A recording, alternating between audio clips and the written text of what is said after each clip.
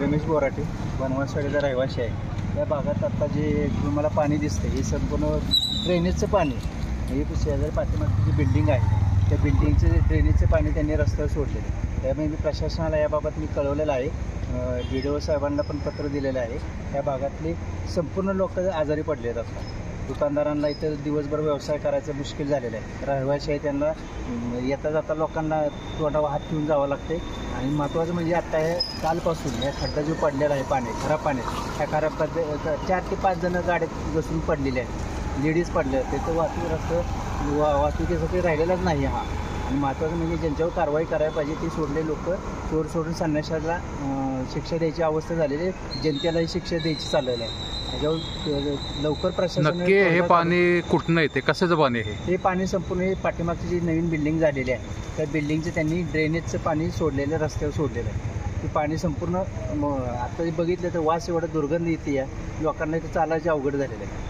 त्यांनी ग्रामपंचायतने यांच्यावर लवकर कारवाई करावी। आम्ही गुरुवारी या भागातील सर्व ग्रामस्थ तिथून या रस्ता रोको करणार आहे, त्याला सर्वस्वी जबाबदार प्रशासन राहील।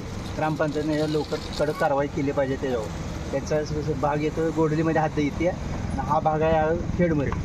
त्यांनी 1 रुपयाचा टॅक्स न भरता तुम्ही त्यांची सोय करण्याऐवजी त्याच्यावर कारवाई करावी। आपल्या खेडच्या ग्रामपंचायतीने त्यांच्यावर कारवाई करावी। इथल्या सदस्यांचं काय म्हणणं आहे? ते शांतच आहे, ती त्यांचे तोंड बंद केलेले असते, त्यामुळे ते काहीच बोलत नाही। ती आम्ही बोलले की आम्हाला उलटा दम देते की तुम्ही कशालाही करताय, लक्ष कशाला घालताय। म्हणजे आम्ही इथं रहिवासी, आम्ही इथं राहायचं नाही का? आमच्या अडचणी ते बघितल्या पाहिजेत ना आम्ही।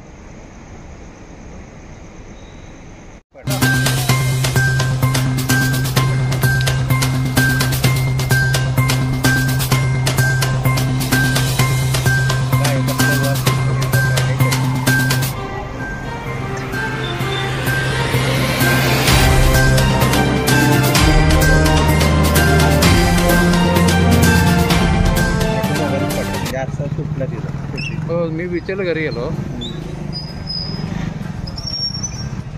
वाच पहिला कसं दिवसभर आम्ही कसं काढतोय, दिवसभर फॅन आणि मॉर्टिन चालू ठेवायला।